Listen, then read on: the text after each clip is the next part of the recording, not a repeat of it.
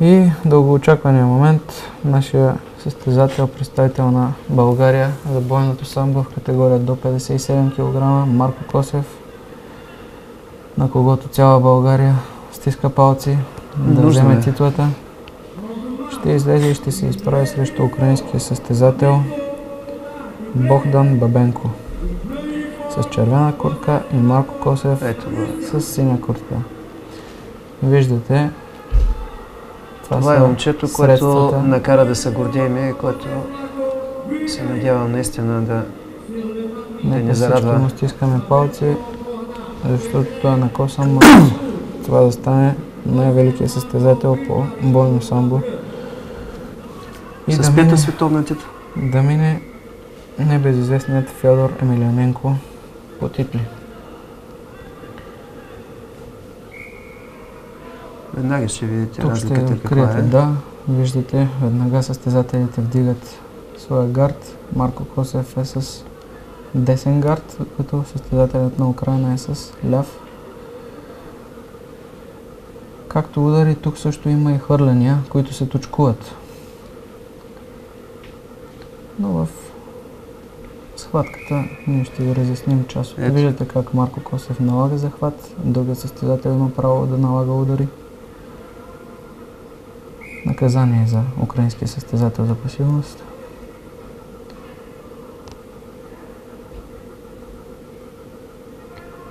Борбата е силната страна на Марко Косев и което се толерира в момента той разучава своя състезател. Виждате как държи на дистанция с дясната ръка. Хит за гери или удар с коляно пробва, като захвата. Виждате как има хубав захват. Гледа, хваща крака, опит за тегарума. И може и да изкара има състезателят. Да. Значи една точка. Добре, но има още много време. Да не бързаме с заключението. Виждате как държи дистанция. Постоянно дясната ръка не спира да пуска удари. Зрял състезател, ето едно. Тъй като дясно круше. Лоу-кик. Лоу-кик вътрешен от украинския състезател. Виждате, Марко Косев остава непоклатим. Това е също знак за подготовката. Виждате как хвана кръка. Имат право и долу да играят и да нанасят и удари. Съдията прекрати. Дига ги в стойка. Да, съдията преценява случая, че са силната пасивни. страна Марко Косев е борбата. Той не е, иначе казано, той е повече граплер, отколкото страйкър. Тоест, той не търси играта да се сбие горе в стойка, а търси да скопче и да води по точки. Виждате как продължава. Оттам той продължава да работи в партер. Виждате как минава в сайд контрол. Как плътнува състезателя и това задържане изчакваме да почне да отчитат, но той избяга. Виждате как му взе гръб, вкарава краката, за да не може украинския състезател да се измъкне. Предполагам, че ще пробва съдията ги вдига. Но ние му става, възможност. 3 минути остават. Наистина нищо не може да се каже докато не се чуе крайния сигнал. Нашия състезател. Имайте предвид, че той сваля може би едно 10-12 кг за кантара, който е 57 кг категорията му. Тъй като той наскоро имаше и една среща по ММА. Виждате как работи до последно, не се отказва. Виждате как контрира, вкарва краката, иначе казвам, вкарва куките. Търси да изолира ръката, да може да хване на ключ.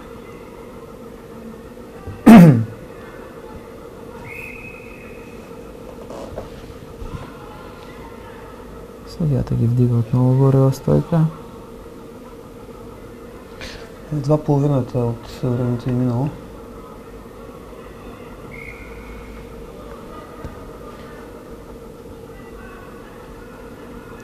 Имаме нужда от тая победа. Виждате, държи дистанция с предната ръка и очаква удобния момент. Ето, влизане в краката. Минава отзад. Чудесно.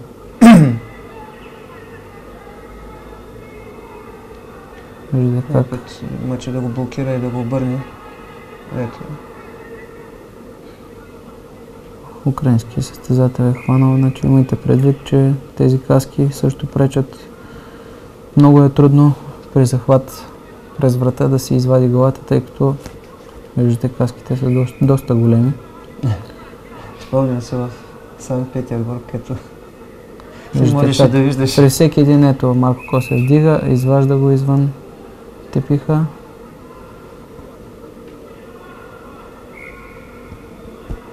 При всеки един лоу-кик на украински състезател Марко Косев контрира, като хваща крака и опитва удари. чувате българската агитка как Браво, за Марко отлично. Косев. Няма обаче. Не можа да мине през да. гърба, но да видим. Точка. Точка, чудесно. Това е много добре. Опит за задържане от страна Марко Косев. Тук гледам, че и в студиото много се радват всички. Съдията Нормално започна е. да отчита. В момента Ето и задържане. върви задържане за Марко Косев. 10 секунди, 10 това са секунди, 2 точки, две точки. ако успее да издържи още. Както гледам, украинеца Абсолютно нищо не се казва в просто последния момент, тъй нито като прави, изчаква се да мине времето, 6 да ги точки. дигнат. От тук Марко Косев може да продължи работа за ключ, но съдията ги вдига. Да, Времето е спрямо. спрямо е. При всеки 50 секунди сигнал остават. Ако се спира.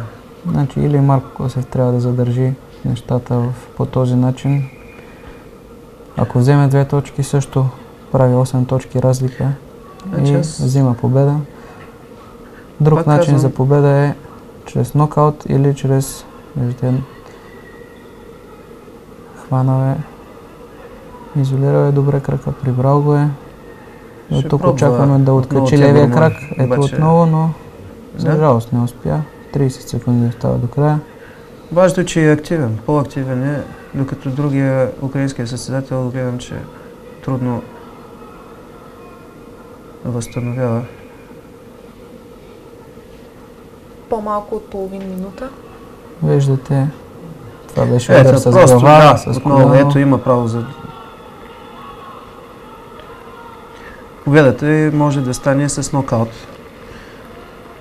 Да се откаже в момента В точно момента това му брои говорят. нокдаун. Аз си мисля, че тук ще се радваме.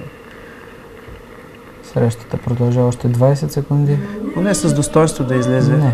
Не можа. Браво за нашето момче, което става Срещата наистина. приключи. До тук, да, можем да кажем, Можем че сме да горди. се поздравим. И отново спорта да накара да сме горди, че сме българи. Честито на Марко Косев. Честито на Виждате България. листа.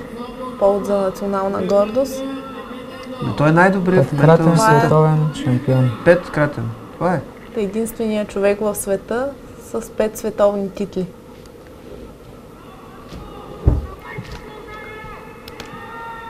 Чувате Ето, как виждаме. се кръсти Това е пак Банка България. Пак е сдържано според мен. Това е гордостта на целия. Ето го и Знака. Тази Росен толкова или Румен жадувана Димитров. титла. Виждате, това е ударът с глава, който донесе до нокаут на украинския състезател. Както За ви това казах, говорихме, да. много от ударите са позволени. Това е треньорът на националния отбор на Украина. И все пак украинският състезател се добра до среброто в категория до 57 кг. Страхотна Честито победа, още 6 на веднъж. 0. Виждате, Марко Косев е развял българския флаг. Браво. Виждате как Браво, всички браво на репортери това момче. отиват. Това е състезателя, който е номер 1 в света, който надмина Федор Емеляненко по титли. Виждате покрай него неговите треньори. Виждате усмивките им, как всички се радват и Част от цяла България българския трябва да щаб. се гордее с Много добре построена среща. това е задържането, което донесе 4 точки на Марко Косев. Наистина много добра среща, значи показа своята подготовка.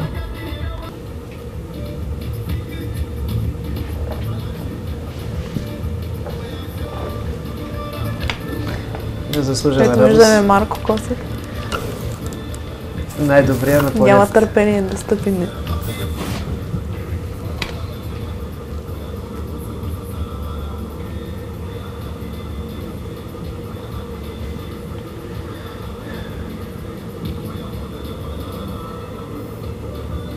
Ето опонента му.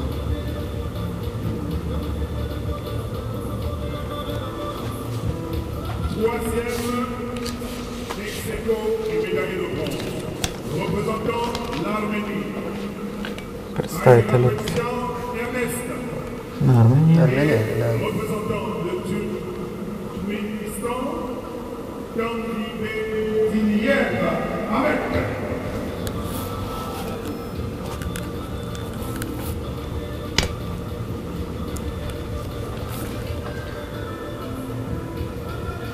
Аз засегнах темата тук и жребия е много важен. Жребия какво е? Кой къде отива в коя група, с кого ще играе. В случая ние имаме така един термин в лесната група, ако имаш късмет. Но състезателите не трябва да разчитат на късмета. В никакъв случай не се разчита на късмет. Виждате третите места. Няма как някои от състезателите се на стълбичката, виждате, крайният резултат е важен, да. Имат следи от схватките, но все пак за тях това е нищо в сравнение с чувството, което човек изпитва, когато се качи на стълбичката, особено когато триумфира с... Адреналина е толкова голям по време на среща, че такива неща просто не се усеща въобще. Съобщава, това е петкратния световен шампион Марко Косев от България. Ето, че мечтата на Марко Косев се сбъдна. На всички нас. И на всички българи. Страхотен повод за гордост.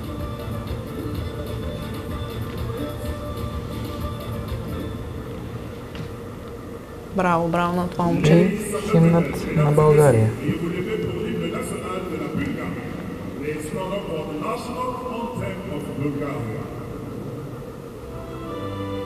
Нека всички станем на за Марко Косев. Наистина повод за гордост.